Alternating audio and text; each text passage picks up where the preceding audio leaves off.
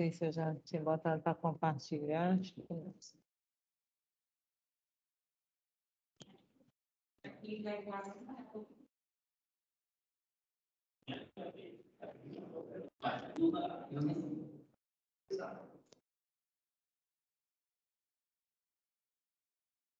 Então, gente, essa aqui é a aula inicial do abdômen, que a gente vai falar um pouquinho sobre as paredes, né, do abdômen, a cavidade abdominal e uma membrana que reveste a cavidade abdominal, que é o peritônio. Então, esse será assim, o conteúdo da nossa aula de hoje.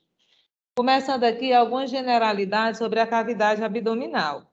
A cavidade abdominal, ela é separada da cavidade torácica pelo músculo diafragma, né? A gente já viu que o diafragma, ele tem umas concavidades aqui na cavidade abdominal, e essa concavidade, que a gente chama de cúpula, ela é mais alta aqui do lado direito, devido à presença do fígado, que é uma víscera bem grande, como vocês viram lá no laboratório, e uma cúpula esquerda mais baixa, porque aqui do lado esquerdo vai estar o baço, que é um órgão bem menor. Então, existe essa divisão mesmo mecânica, né, entre o tórax e o abdômen, que é o diafragma, e através do diafragma existem aquelas aberturas onde as estruturas vão passar de uma cavidade para outra, forando da via cava inferior, hiato esofágico, hiato aórtico. No entanto, aqui embaixo, a cavidade abdominal ela é contínua com a cavidade pélvica, não existe assim uma estrutura mesmo separando fisicamente essas duas cavidades. Isso é importante porque, dependendo da fisiologia do órgão, ele pode modificar um pouco a sua localização. A bexiga, ela se localiza bem inferior aqui na pelve, mas ela pode subir um pouco. O útero, durante a gestação, ele vai também subir aqui para permitir o desenvolvimento, né, do feto. Então, essa continuidade entre essas duas cavidades, ela é importante para a dinâmica aí dos órgãos da cavidade pélvica e abdominal. Então, quando a gente se refere a toda essa cavidade aqui, a gente chama cavidade abdominopélvica. Porque o intestino, por exemplo, ele está nas duas cavidades. Então, é a cavidade abdominopélvica. A cavidade abdominal, ela não tem assim, uma proteção óssea aqui anteriormente. Ela é desprovida de osso, de esqueleto aí nessa parede anterior. Isso também é importante em virtude da gestação, da gravidez, porque tem que haver uma expansão dessa parede para permitir o crescimento do feto. A parte óssea, ela se localiza apenas na região posterior, representada pelas vértebras lombares. Então, a gente só vai ter osso aí na região posterior, que são as vértebras lombares. No entanto, aqui lateralmente, né, posterolateralmente, a cavidade torácica é protegida também pela caixa torácica. As últimas costelas, elas vão proteger um pouquinho o fígado, o baço, os rins. Então, vai ter essa proteção da caixa torácica, nesses órgãos mais superiores. Você vê que as costelas aqui nessa imagem, ó, elas estão, em virtude dessa posição delas assim inclinada, para frente, elas vão proteger um pouco esses órgãos abdominais. E aqui embaixo ela vai estar protegida pela pelve maior. Depois, quando a gente for estudar a pelve, a gente vai relembrar aquela questão da pelve maior e da pelve menor, que elas são chamadas de pelve falsa e pelve verdadeira. Então, os órgãos pélvicos, eles ficam aqui na pelve menor, mas alguns órgãos abdominais, eles ficam aqui na pelve maior, que é aquela parte mais aberta, sustentada por essa pelve.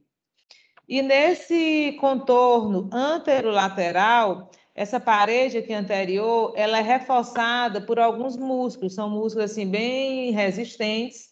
Eles vão formar uma parede músculo aponeurótica, que é representado pelos músculos oblíquo externo do abdômen, oblíquo interno do abdômen, transverso do abdômen e reto do abdômen.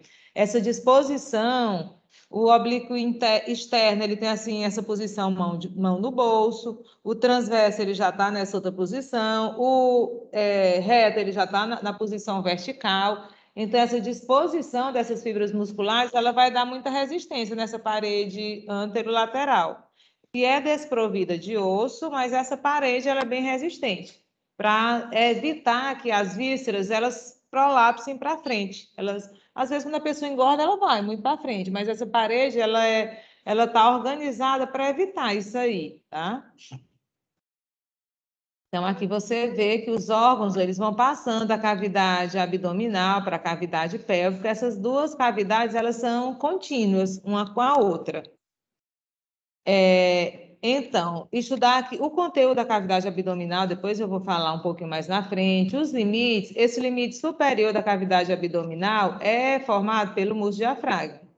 E o limite inferior é formado pela abertura superior da pelve, que é aquela linhazinha que nos homens tem uma forma de coração, nas mulheres tem uma forma arredondada. A gente estudou na anatomia 1, mas eu vou relembrar para vocês essa abertura superior da pelve, que separa a pelve maior, que é a pelve falsa, da pelve menor, que é a pelve verdadeira.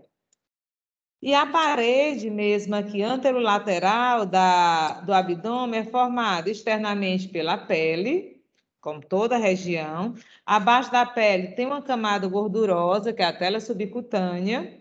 Depois vai ter uma camada fibrosa, aí vão aparecer os músculos.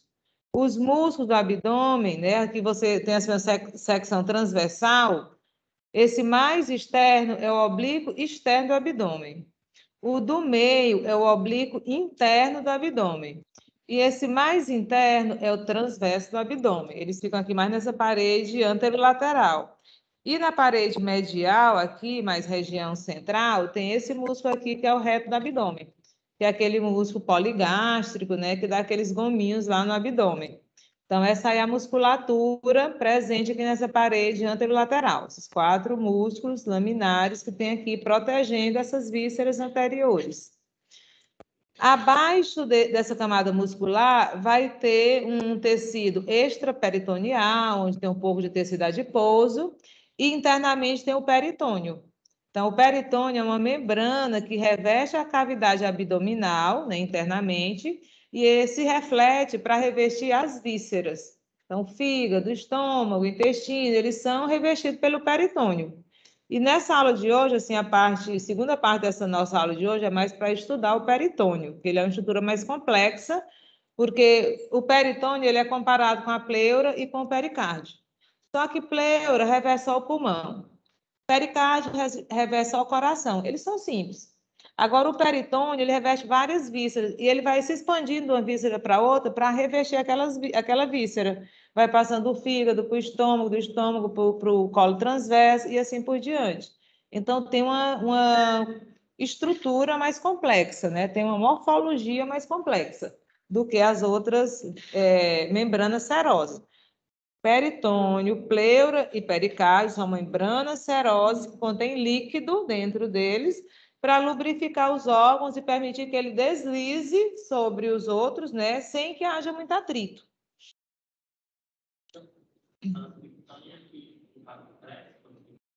Hã? Sim.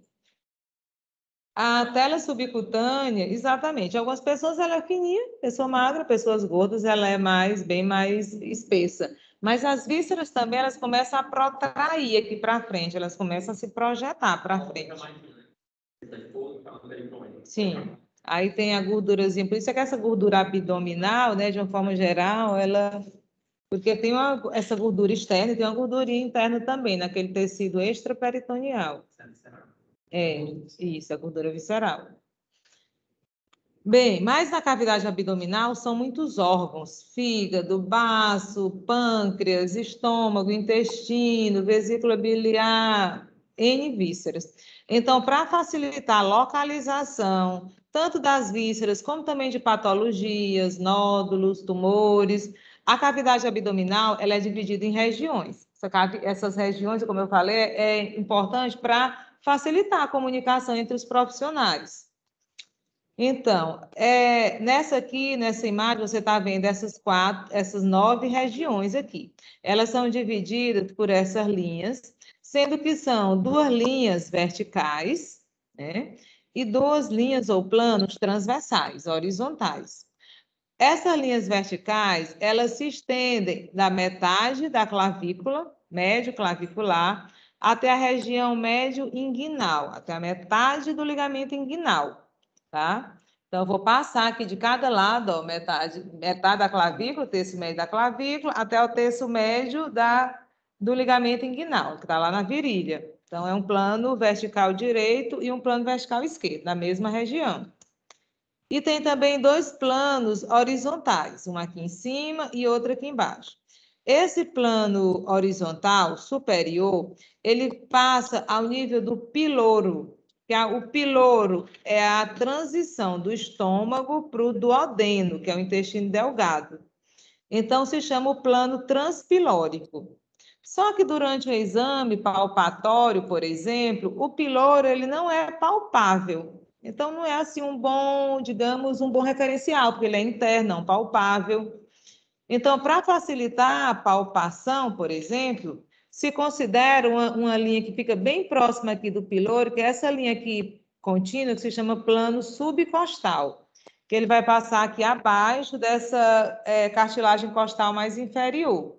Não é exatamente no piloro, porque o piloro fica mais ou menos entre L1 e L2, e a subcostal fica aproximadamente em L3. Só que essa diferença, até dependendo do biotipo da pessoa, se a pessoa é magra, se é gorda, se é alta, se é baixa, ela varia um pouquinho também. A gente vai ver depois que a posição do estômago, do intestino, ele varia um pouquinho de acordo com o biotipo da pessoa, se é brevilíneo, longilíneo.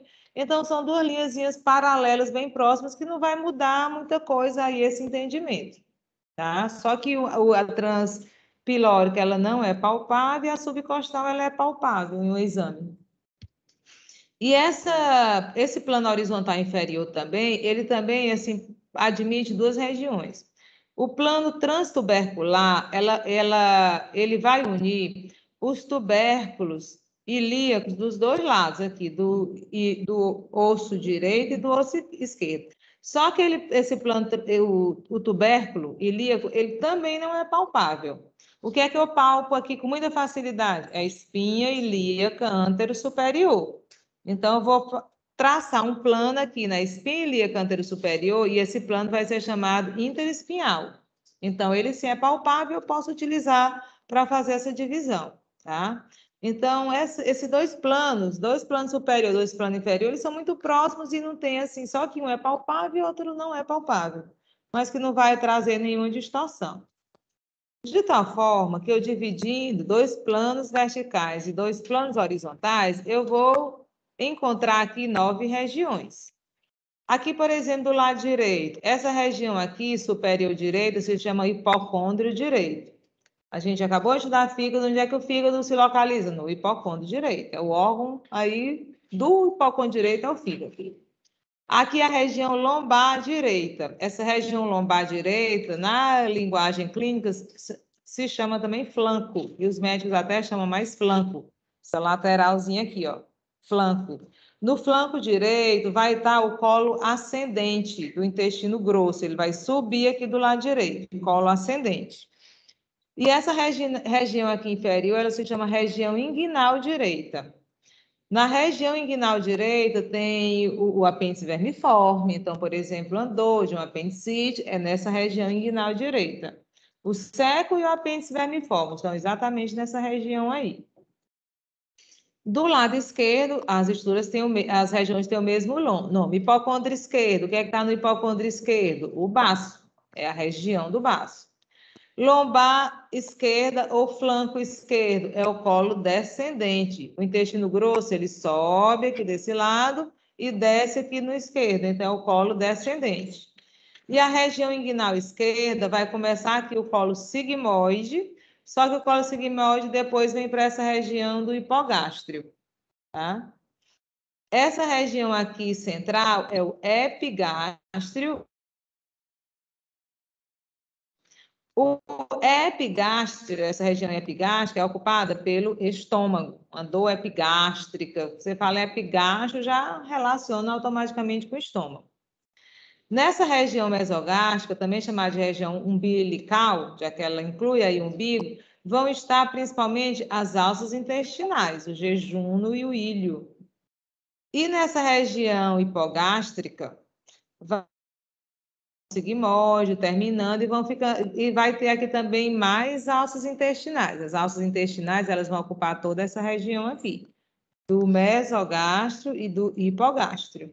Então, nessa figura aqui, ó, aparecendo ali os órgãos, fígado no hipocôndrio direito, estômago no epigastro, baço no hipocôndrio esquerdo. Aí aqui o colo ascendente na região lombar direita, colo descendente na região lombar esquerda. Aqui vão ficar ossos intestinais, no mesogastro. Aí aqui apêndice seco, apêndice vermiforme, aqui embaixo, ó, você tem o apêndice. Aqui embaixo, essa tripinha aqui. E aqui na região esquerda, né, na região inguinal esquerda, o colo sigmoide, que vai continuar aqui no epigastro, no hipogastro. Então, aí a localização, toda órgão abdominal, na hora que ele vai começar a explicação, já divide logo aqui. Se localiza no flanco direito, se localiza no hipocôndrio direito e assim por diante. Então, isso aí é uma forma da gente dividir a cavidade abdominal, mas não é a única. Porque uma outra forma de eu dividir a cavidade abdominal é dividir em apenas 4 quadrantes. Eu vou traçar o plano mediano, né, bem no meio, e vou passar um plano aqui horizontal, passando pelo umbigo, pela cicatriz umbilical. Então, ele é o plano transumbilical, passando pelo umbigo. Eu passando esses 2 planos, eu vou dividir a cavidade abdominal em 4 quadrantes. Quadrante superior direito, quadrante superior esquerdo. Quadrante inferior direito, quadrante inferior esquerdo. Por exemplo, quando no livro ele vai explicar o jejuno e o ilho, que são 2 partes do intestino delgado, ele vai dizer que o jejuno ele fica localizado principalmente no quadrante superior esquerdo. E o íleo, que é o final, no quadrante inferior direito. Então, dependendo da víscera, é melhor eu dividir ou em 9 regiões ou em 4 quadrantes. Às vezes o paciente tem uma lesão grande, um traumatismo, aí também pode falar assim em quadrantes. Então, essa divisão, essa denominação é exatamente para isso, para facilitar a comunicação, para localizar órgãos, para localizar fraturas, para localizar nós, para localizar qualquer patologia. Então, nessa aula a gente vai estudar as características do peritônio. Todo mundo já ouviu falar nesse nome, né? Peritônio. O que é o peritônio? É uma membrana serosa, lisa e deslizante, que forra a parede abdominal, ou seja, está colada na parede abdominal, e ela vai se refletir para revestir também as vísceras. Aqui é o fígado, aqui é o estômago, aqui é o colo transverso, aqui é o jejum no ilho. Então, ele sai da parede abdominal para revestir também as vísceras. Se está reagindo à parede abdominal, se chama peritônio parietal. Quando ele se reflete, quando ele dobra para revestir as vísceras, peritônio visceral. Eu falei a mesma cor da pleura, por exemplo, tem a pleura parietal, pleura visceral. Aqui o peritônio é a mesma coisa. Para que serve o peritônio? Quais são as funções do peritônio? Diminuir o atrito entre as vísceras abdominais. Essas vísceras que têm mobilidade, por exemplo, o pulmão durante a respiração, o coração durante a sístole e diástole, o sistema digestório durante a digestão, as vísceras, né? Até para fazer peristaltismo, condução do bolo alimentar, essas vísceras elas ficam se contraindo, deslizando, se movimentando. Então, para elas deslizarem livremente sobre as outras, elas são revestidas por uma membrana lisa, deslizante, brilhante, úmida, molhada, para não ter atrito e também não ter a aderência, o colamento de uma víscera na outra. Ela está toda molhadinha ali, impedindo essas aderências. Essa é a função principal do peritônio. Mas o peritônio, ele também se opõe às infecções, ele se opõe à resistência às infecções. Então, por exemplo, quando a pessoa está com uma infecção em determinada região, não só infecção, mas algum processo inflamatório patológico, o peritônio ele se encapsula aquela estrutura para evitar a propagação daquela infecção. Então, ele é também importante nesse sentido. E o peritônio, ele também acumula gordura. Ele tem essa tendência aqui, esse amarelinho, ele não é gordura. Uma pessoa que tem... A pessoa peritônio é gordura? Não, peritônio é membrana serosa. Agora, ele tem essa tendência de acumular gordura. Inclusive, no intestino grosso fica assim uma bolinha de gordura empendurada, que a gente chama de apêndice epiploico, não é apêndice vermiforme, é outro tipo de apêndice. Então, ele tem essa tendência de acumular um pouco de tecido adiposo. Hã? Não, a lipo lá na tela subcutânea. É por fora do peritônio, né? A lipo é só na tela subcutânea mesmo. É. Aí não, isso aí não trisca nisso aí não, pelo amor de Deus.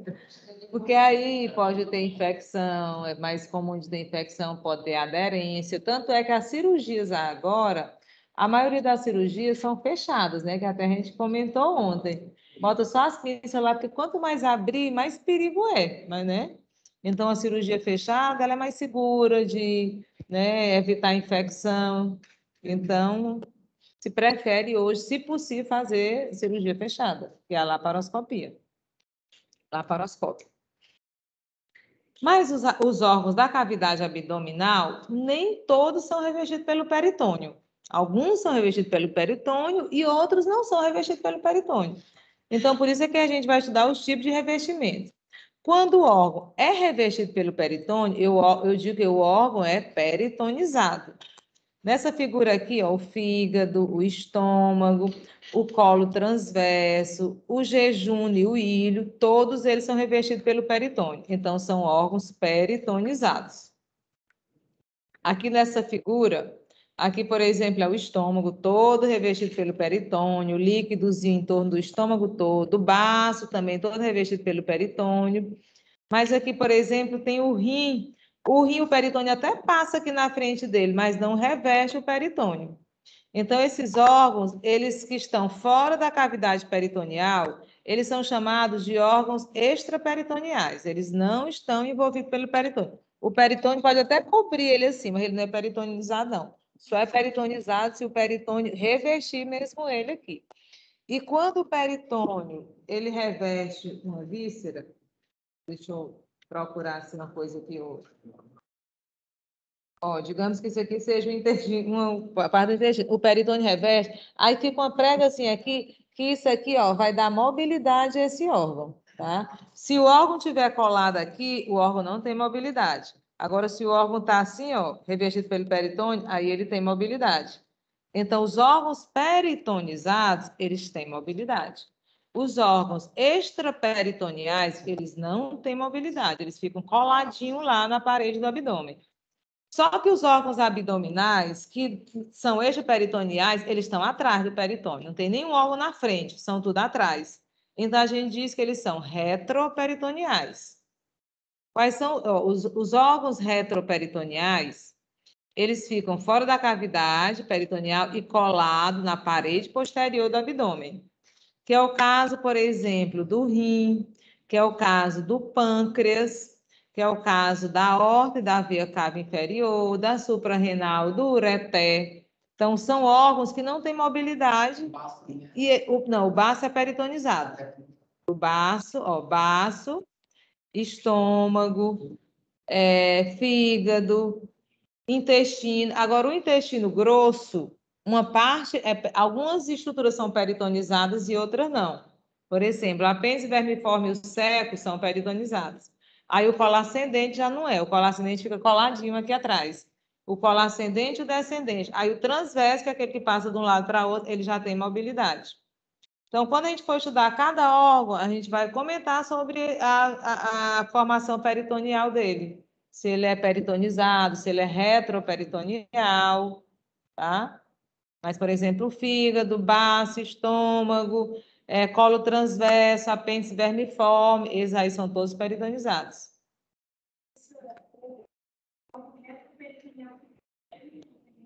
Ó, essa na parede posterior, essa membranazinha aqui, ó, é o peritônio. No rim, isso aqui é o rim. No rim, ele passa só na frente do rim. E o rim fica colado nessa parede posterior do abdômen. Então, o rim está atrás do peritônio. Então, ele é retroperitoneal. Já que no estômago, ele passa tanto aqui na frente, como ele passa também atrás. Então, ele é peritonizado. E como ele tem esse líquidozinho em torno dele todo, aí isso faz com que o estômago tenha mobilidade. Então, órgão peritonizado tem mobilidade e órgão retroperitoneal, ele não tem mobilidade. E o retroperitoneal não quer dizer que ele não tenha nada de peritônio, não. O peritônio pode cobrir uma parte dele, mas eu só considero peritonizado se o peritônio revestir ele anterior e posteriormente. Então, os abdominais, sim. Mas, por exemplo, a bexiga, ela é extraperitoneal, mas ela não é retro. Aí a bexiga é só extra. Mas os da cavidade abdominal, todos eles são retroperitoneais, porque eles são atrás, não tem nenhum aqui na frente, são tudo lá atrás. Porque aí, quando a gente for estudar os órgãos pélvicos, aí a gente vai estudar também, por exemplo, o útero, ele é peritonizado. A camada externa do útero, que se chama perimétrio, é peritônio. Até o testículo tem uma membranazinha do peritônio. Aqui, ó, foi removido, né, os órgãos peritonizados, e esses órgãos que você vê aqui são os órgãos retroperitoneais. Já tinha falado sobre os rins, direito e esquerdo, a glândula suprarrenal, os ureteres, o pâncreas, o duodeno, ó, do intestino delgado, o duodeno é retroperitoneal, mas o jejum e o ilho são peritonizados. Do intestino grosso também tem regiões peritonizadas e regiões retroperitoneais. Então, em cada órgão, a gente vai ver a relação dele com o peritônio. Mas o peritônio, quando ele vai revestir as vísceras, aqui nessa figura, né, o peritônio é essa linhazinha vermelha. Então, ele vai formar algumas formações peritoneais. Só que essas formações peritoneais, elas têm 3 nomes diferentes. Tem os aumentos, que eu falei sobre o aumento na aula passada, também chamado de epíplon, e tem os ligamentos. Vamos estudar primeiro o que é um mesentério, mesocolo, mesovário, mesoapêndice. Então, o que é um meso? Um meso é uma prega de peritônio que vai fixar, vai prender a víscera à parede posterior do abdômen. Isso aqui é um esquema, assim, bem básicozinho. Então, aqui é a cavidade abdominal, aí aqui, isso aqui seria o peritônio parietal, revestindo a parede do abdômen. Aí ele vai dobrar aqui para revestir essa víscera. Só que quando ele sai do parede abdominal e vai para a víscera, ele forma uma pregazinha aqui, ó. Essa pregazinha aqui a gente chama de meso. Então, o que é uma meso? É uma prega de peritônio que prende a víscera à parede posterior do abdômen. A gente chama prende, aí o aluno pensa que prende sem dar mobilidade, mas é ele que vai dar mobilidade. Ele vai, como eu falei, ele fica solto assim, a víscera, ela fica, ó, se movimentando. Aquele ligamento venoso do fígado, que é colado na parede posterior. Mas aquele ligamento venoso, o ligamento venoso, como o ligamento arterial lá do coração, ele no embrião era um ductozinho que passava sangue, tá? Aquele ligamento, o ligamento falciforme, o ligamento coronário, aí sim, os triangulares. Só que lá a gente vai chamar de ligamento, não vai ser meso, porque não é para a parede posterior, é para o diafragma, para a parede anterior, então não chamo de meso. Então, quais são os mesos? Botei aqui alguns principais. O mesentério é uma prega de peritônio bem larga que vai ligar o intestino delgado à parede posterior do abdômen.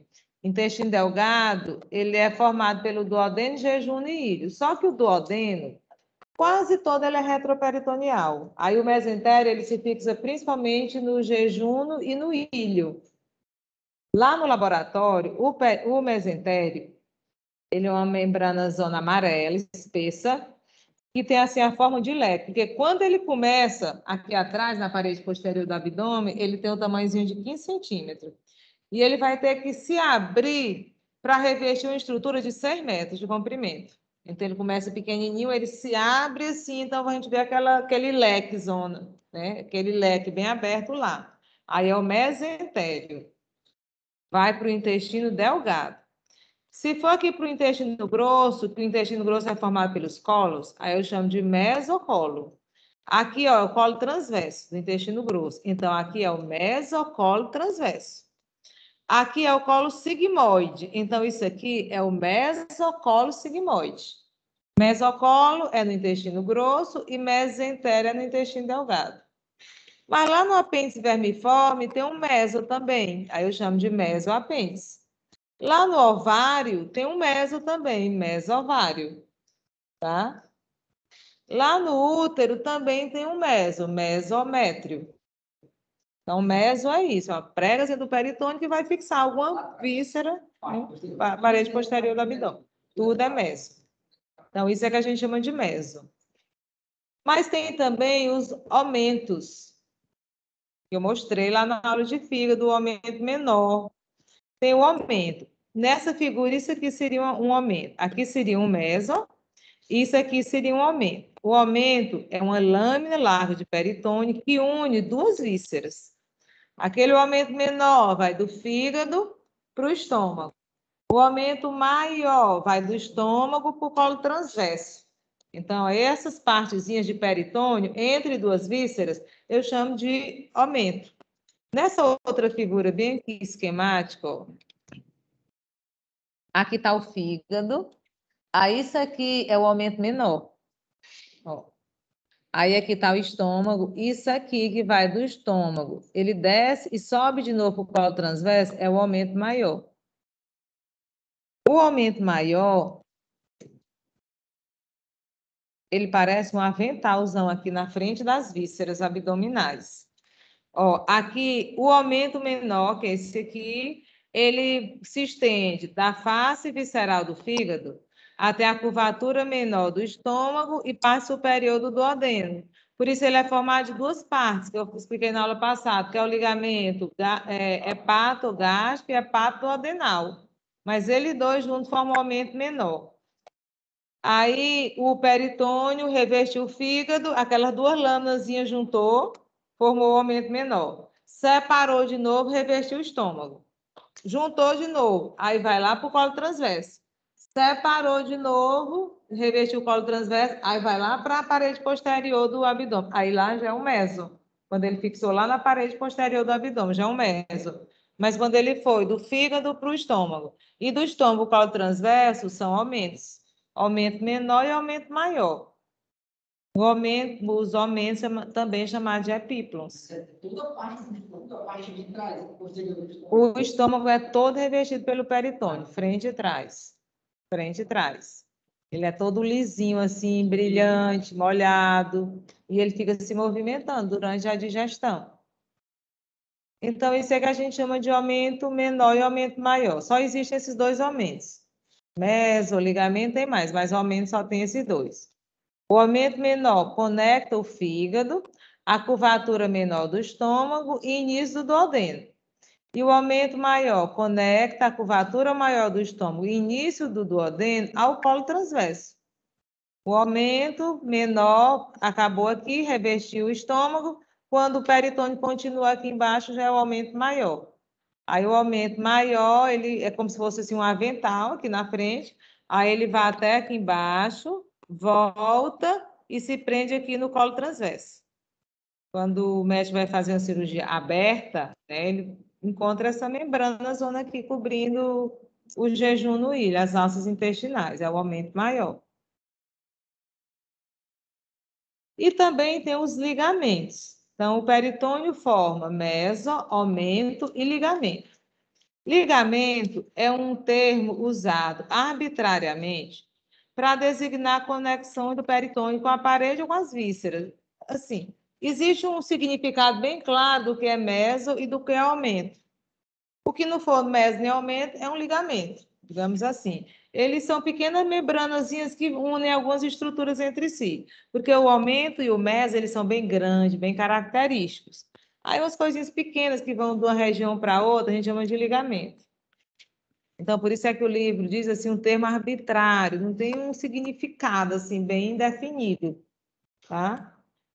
No fígado, na aula passada, a gente deu vários ligamentos. Ligamento coronário, ligamento triangular direito, ligamento triangular esquerdo, ligamento falciforme. Aí a gente vai estudar outro ligamento, gastrolienal, vai do estômago para o baço. Lieno-renal, vai do baço para o rim. Frênico-cólico, vai do diafragma para o colo, né, para o intestino grosso. Então, tem vários ligamentos, formando cada regiãozinha do peritônio forma um ligamento. Em cada órgão que a gente for estudar, na cavidade abdominal, vai ter um itemzinho que a gente vai falar sobre as conexões peritoneais dele, todo órgão. Vou falar sobre o peritônio em toda aula, tá? Porque cada... E o peritônio também, esse ligamento, meso, aumento, eles são importantes porque no interior dele passam os vasos sanguíneos. Por exemplo, a tríade portal passa em que ligamento? Passa lá no ligamento hepatoduodenal. A artéria esplênica passa no ligamento espleno-renal. Então, cada vaso sanguíneo ele vai passar em algum ligamento desse. Então, a cavidade peritoneal, ela tem o líquido dentro, os órgãos, só que essa cavidade peritoneal, ela tem duas regiões diferentes. Ela tem a grande cavidade peritoneal e a retrocavidade dos aumentos, dos epíplons. A grande cavidade, nessa figura aqui, essa região que você está vendo em vermelha, é a grande cavidade peritoneal. E ela tem uma característica que é que nos homens ela é fechada e nas mulheres é aberta. Nos homens, aqui na pelve, o peritônio passa por cima da bexiga, passa aqui adiante do reto, mas ele não tem nenhuma comunicação com o meio exterior.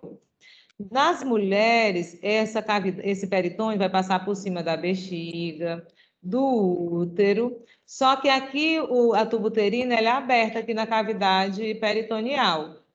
Ó, a vagina é aberta aqui fora, né? É aberta aqui fora. Aí a vagina se comunica com o útero. O útero se comunica com a tuba uterina. E essa extremidade aqui da tuba uterina, ela é perfurada. Inclusive, que é onde os espermatozoides e o ovário eles vão se encontrar, porque as duas extremidades da tuba são abertas. Aí, uma infecção, por exemplo, aqui externa, pode passar para a cavidade peritoneal ou vice-versa. Então, na mulher, essa região, por ela ter essa comunicação, é mais propícia à transmissão de infecção, né? Propagação de infecção. Porque na mulher, a cavidade peritoneal é aberta, através da tuba uterina, e no homem, a cavidade peritoneal ela é toda fechada.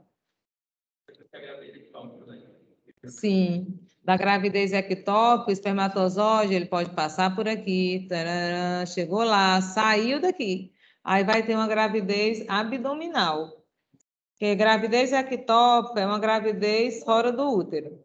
Aí, se for na tuba, é tubária, se for, às vezes, é na cavidade abdominal, gravidez abdominal. Ah, gravidez abdominal.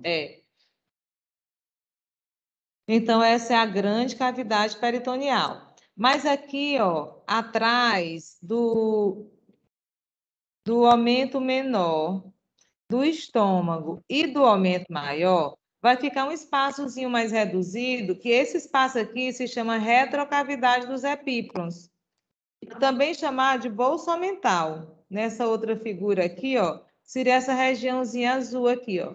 As duas cavidades, elas têm líquido peritoneal e elas se comunicam entre si. Mas essa formação do aumento menor, do aumento maior, ela faz com que tenha uma cavidade um pouquinho separada atrás desses aumentos.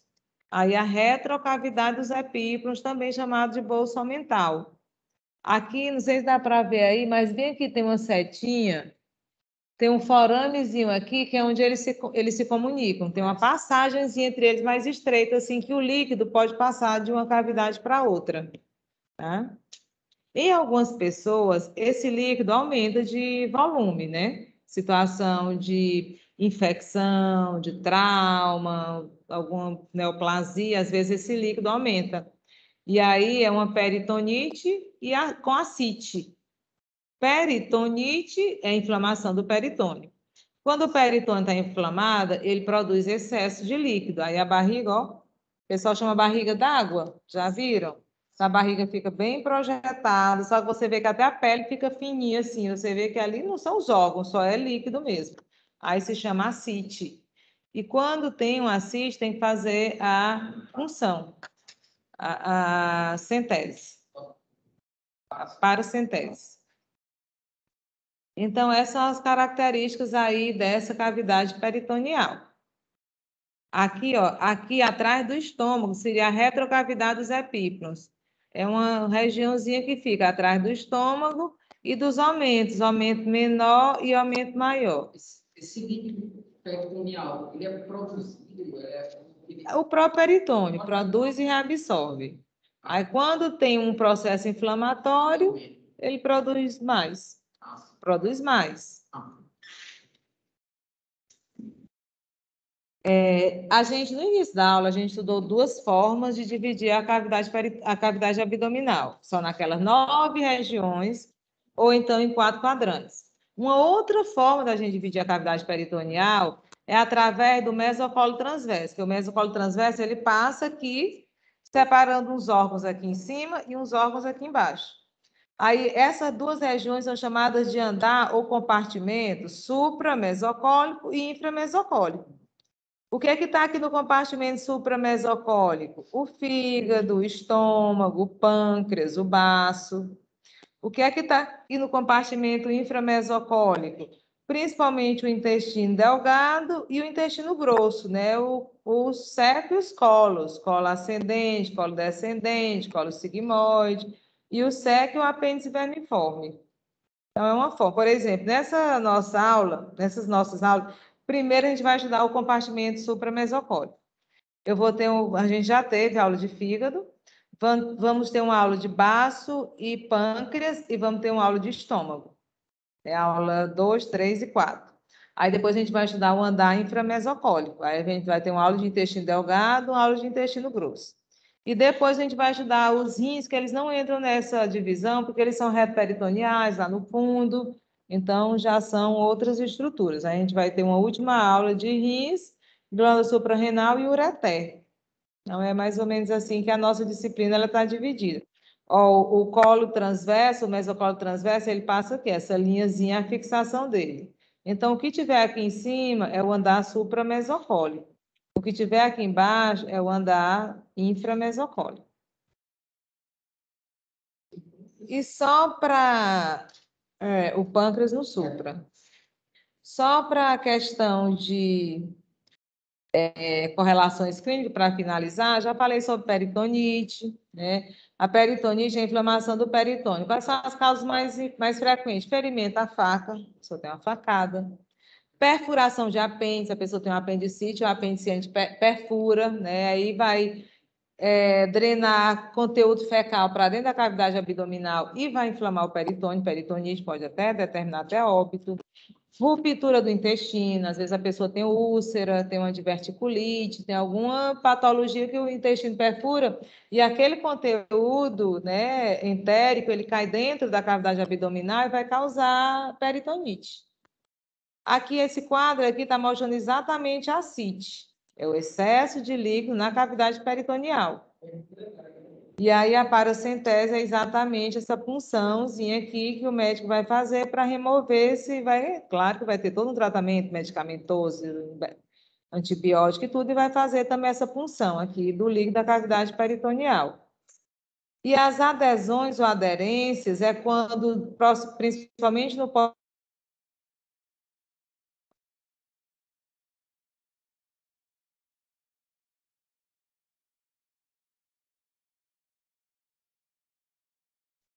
acho que a internet aqui deu uma...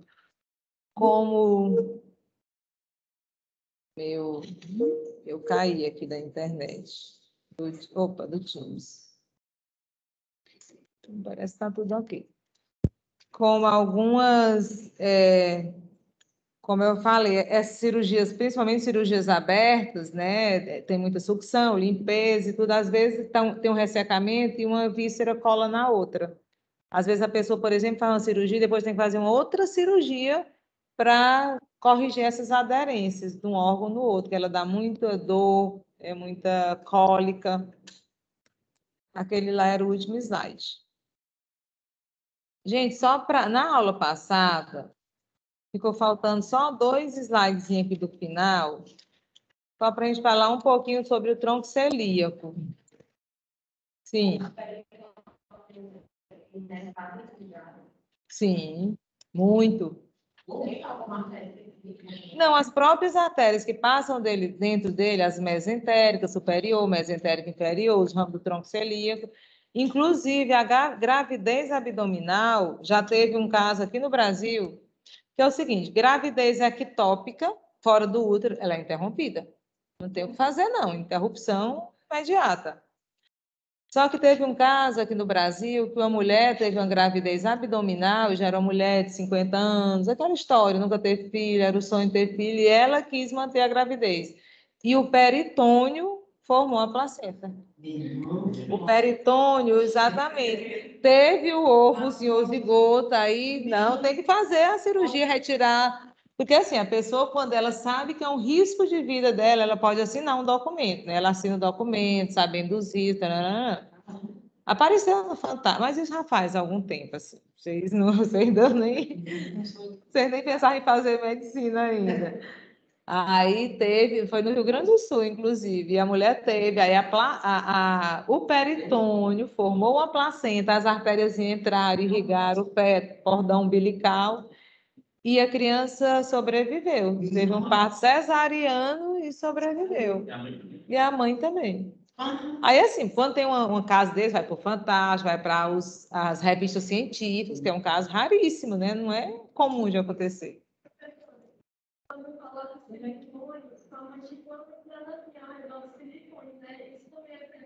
Não, ali não é peritônio. É a mama mesmo, prótese de mama.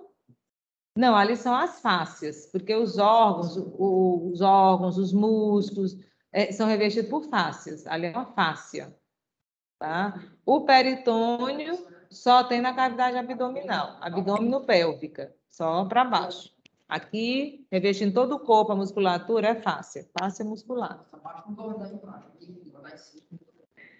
E a gente vai falar um pouquinho agora, só para finalizar, o tronco celíaco. Então, tá aqui o tronco celíaco. O tronco celíaco é um ramo visceral ímpar da aorta abdominal. E é uma artéria importante porque vai irrigar o estômago, o pâncreas, o baço, o duodeno, o fígado e a vesícula biliar. E aí no finalzinho aqui do esôfago. E é uma artéria que, logo que ela emerge da aorta, ela vai se ramificar em 3 artérias. Uma artéria fininha que sobe aqui em direção ao estômago, que se chama artéria gástrica esquerda. Uma artéria que vem aqui do lado esquerdo, que passa por trás do estômago e vai lá para o baço, que é a artéria esplênica. E uma artéria que vai para o lado direito e vai lá para o fígado, que é a artéria hepática comum. Então, os 3 ramos da artéria do tronco celíaco são a gástrica esquerda, é a mais fininha, que ela tem uma direção ascendente. A esplênica é a mais volumosa, a maior, e tem uma direção para a esquerda, que é onde tem o baço. Opa! A esplênica é essa aqui, ó. Ela passa atrás do estômago, por isso é que ela está clarinha aqui, ó. Ela vai lá para o baço. Aqui é a gástrica esquerda, vai lá para a região da cárdia, que é a comunicação do esôfago com o estômago. E outra que vai para o lado direito, para ir depois para o fígado, que é a artéria hepática comum.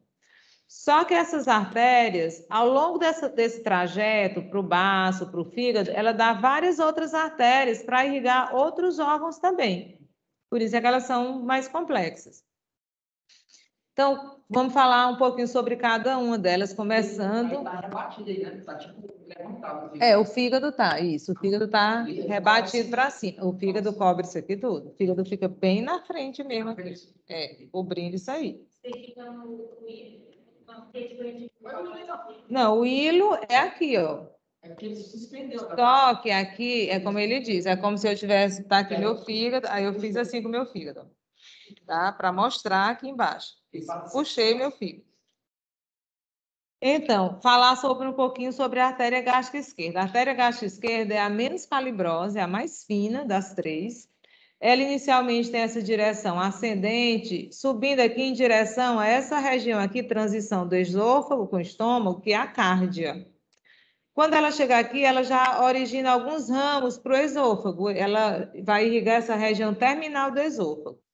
Aí lá na cárdia, ela vai se curvar aqui para baixo e ela vai percorrer a curvatura menor do estômago, da esquerda para a direita. Só que vai vir uma outra artéria aqui da direita, que é a gástrica direita, e ela vai se anastomosar. Vem uma gástrica esquerda e uma gástrica direita, elas vão se anastomosar entre si. E a gástrica esquerda, junto com a gástrica direita, elas vão irrigar essa região aqui, próxima à curvatura menor do estômago. Elas vão passar pela curvatura menor do estômago. Ela termina se anastomosando com a artéria gástrica direita. A gástrica direita, eu vou já falar sobre ela, ela é ramo da hepática. Então, tudo bem sobre a gástrica esquerda?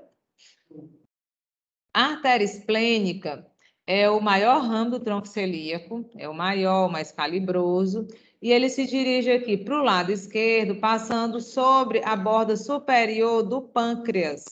Lá no laboratório, a gente vai ver a artéria esplênica. Na peça de baço, ela está assim, só que terminando o baço. E na peça de pâncreas, a gente vê ela todinha aqui, ó, em cima do pâncreas, bem na borda superior. Ela vai revestida por algumas membranas aí presa ao pâncreas.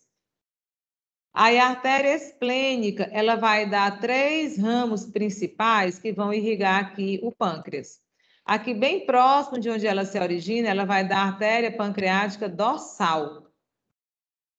Aí continua, aqui ela vai dar uma outra artéria assim, importante também, que é a artéria pancreática magna. E lá no finalzinho do pâncreas, que se chama cauda do pâncreas, ela vai dar artérias pancreáticas caudais. Então, vai dessas 3 artériazinhas para o pâncreas. Primeiro, pancreática dorsal, pancreática magna, pancreáticas caudais. Vão irrigar essa parte aqui do pâncreas. O centro aqui do pâncreas eu chamo corpo do pâncreas. E a pontinha terminando aqui a cauda do pâncreas. Então, elas vão irrigar corpo e cauda do pâncreas. Mas ela vai dar 2 artérias também que vão irrigar o estômago. Ela vai dar a artéria gastroepiploica esquerda, que vai cruzar aqui a curvatura maior do estômago. O estômago tem a curvatura menor e a curvatura maior. As artérias que passam na curvatura menor, elas são chamadas de artérias gástricas. E as artérias que passam na curvatura maior são chamadas de gastroepiploicas ou gastroomentais. Então, tem, assim, 4 artérias, assim, circundando o estômago. Curvatura menor gástrica, esquerda e direita. Curvatura maior gastroepiploica, direita e esquerda. Só que tanto as gastroepiploicas se anastomosam, como as gastro também se anastomosam. A gastro esquerda é ramo direto do tronco celíaco. E a gastroepiploica esquerda é ramo da artéria esplênica. Que nessa figura aqui, ó, essa artéria aqui, ó, ela sai aqui da esplênica, aí vem aqui para a curvatura maior do estômago. Passando a curvatura maior do estômago, né, da esquerda para a direita. Aqui, quem já está rebatido é o estômago. Peguei o estômago também, que é aqui, e joguei lá para cima. Tá? Essa figura, ela está assim, ó. Ela vai no lateral. Ela vai aqui na curvatura maior. Deixa eu voltar bem aqui, uma artéria. Ela seria essa aqui, ó. Ela aqui, gástrica esquerda. Ela sai aqui da esplênica e já desce aqui para a curvatura maior do estômago, gastroepiploica esquerda. E além da gastroepiploica esquerda, para o estômago tem umas artérias pequenininhas que sobem aqui, que são chamadas de gástricas curtas. E essas gástricas curtas vão irrigar o fundo do estômago, que é essa parte bem de cima. Porque a gástrica esquerda, a gastroepiploica esquerda, ela já vai daqui para baixo. E essa partezinha aqui de cima são as gástricas curtas. Então, a esplênica, ela origina a gástria epiploica esquerda e as gástricas curtas, que são essas pequenininhas aqui, ó. Aí elas vão, gástricas curtas vão para onde? Para o fundo do estômago, que é a parte superior. E gástria epiploica esquerda, ela vai descer na curvatura maior do estômago, da esquerda para a direita, para se anastomosar com a gástria epiploica direita, que também vem lá da hepática. Então, essa aí é... E a esplênica, quando ela termina aqui, aí ela vai se ramificar e entrar no baço. O ramo terminal dela é entrando no baço. E ela, nesse trajeto, ele dá esses ramos colaterais. Pancreáticas, dorsal, magna e caudais, gástricas curtas e gástria epiploica esquerda. Mas o final dela mesmo é ela entrando no baço, a esplênica. Aí vamos falar agora sobre a artéria hepática comum, que é essa aqui. Ela sai do tronco celíaco, mas vai se dirigir para a direita. E ela vai passar sobre o corpo e a cabeça aqui do pâncreas, né? Principalmente aqui sobre o corpo do pâncreas. Aí ela vai se dirigir para o fígado, mas antes dela chegar no fígado, ela também vai dar outras artérias aqui, ó. A artéria gástrica direita, que é essa aqui, deixa eu ver se tem outra foto. Ó, a artéria gástrica direita, está mostrando a minha setinha, essa aqui, ó. Ela sai aqui da hepática, aí ela vem aqui para a região do piloro. Ó, a gástrica esquerda vai lá para a cárdia. A gástrica direita, ela vem para o piloro. Aí ela também vai percorrer a curvatura menor. A direita para a esquerda, para se anastomosar com a gástrica esquerda, na curvatura menor. Então, essa é a gástrica direita. Um outro ramo é uma artériazinha que vai descer aqui, que é a gastroduodenal, que hoje lá no laboratório até dava para ver, não sei se vocês tiveram essa, se a minha mostrar para vocês que a gente não tinha estudado isso ainda. Mas essa gastroduodenal vai irrigar o estômago e o duodeno com o pâncreas. A artéria que vai para o estômago é a gastroepiploica direita. Então, ó, a hepática comum, ela dá a gastroduodenal. Aí a gastroduodenal dá duas artérias principais.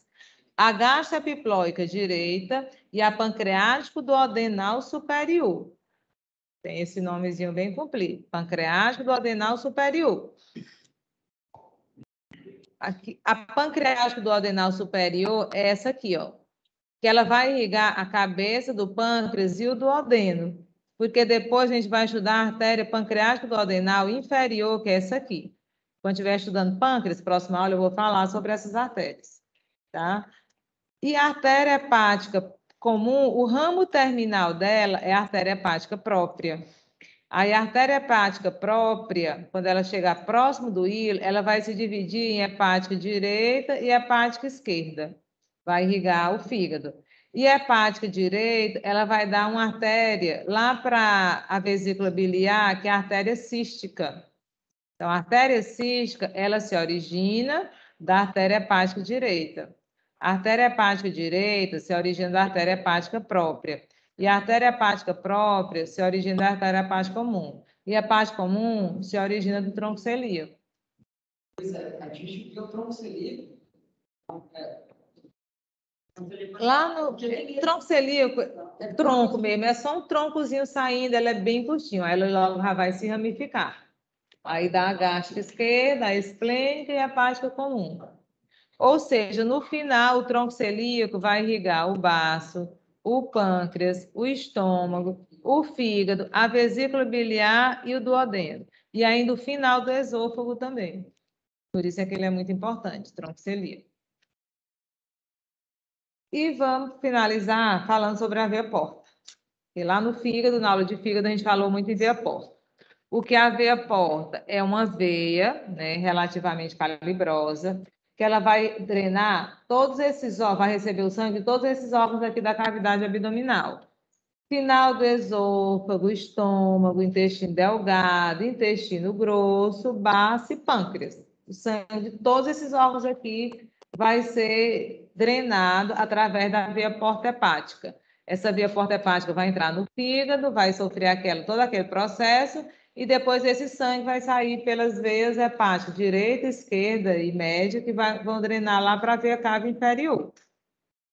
Penetra no fígado pelo hilo hepático, depois ela vai drenar o sangue para os sinusoides hepáticos, e esse sangue vai ser drenado para as veias hepáticas que vão desembocar na veia cava inferior. Tá aqui a veia porta hepática, se capilarizou, aí o sangue vai sair, não sai mais pelo hilo, vai sair lá pelas veias hepáticas que desembocam na veia cava inferior. E a veia porta hepática, ela se localiza aqui posterior a essa junção aqui do duodeno com o pâncreas. Ela fica atrás do duodeno e pâncreas. Como é que a veia cava inferior, a veia porta, ela se forma? A veia porta, ela é formada pela junção da veia esplênica com a veia mesentérica superior. Só que a veia esplênica, ela recebe a veia mesentérica inferior. Ó, a veia mesentérica inferior, que drena... A veia mesentérica inferior, que drena o final do intestino grosso, ela desemboca na veia esplênica. É a parte roxa. Desapareceu? Essa aqui é a veia mesentérica inferior. A veia mesentérica inferior, ela drena aqui o final do intestino grosso e desemboca na veia esplênica. Só que a veia esplênica, ela é toda. Depois, aqui continua esplênica, aqui ainda é esplênica. Aí a esplênica se junta com a veia mesentérica superior e a junção delas duas é a veia porta. Então, o que é a veia porta? É a junção da veia mesentérica superior com a veia esplênica. Só que a veia esplênica já recebeu o sangue da veia mesentérica inferior. Então, todos esses órgãos aqui abdominais, eles drenam para a veia porta, tá? Aí esse sangue vai passar pelo fígado, vai sofrer o mecanismo de desintoxicação, metabolismo intermediário, aí é que vai para a circulação sistêmica. Tá? Vai para a veia cava inferior. Aqui só são algumas variações, isso aqui é o que acontece na maioria das pessoas, 90% das pessoas, mas às vezes pode ser diferente. Vamos aprender o normal. Vocês veem as diferenças aí. Aí nas patologias, aí lá na gastro, vocês vão aprender outras formações. Então é isso, pessoal. That's all, folks. That's all, folks. Vou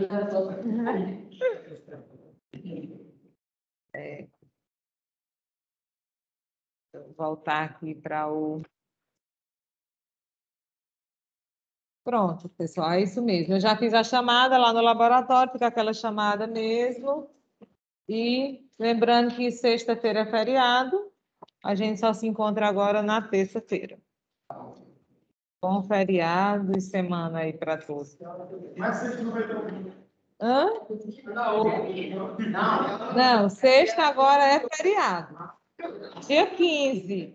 Aí 22 é que eu vou dar de forma remota, teórica.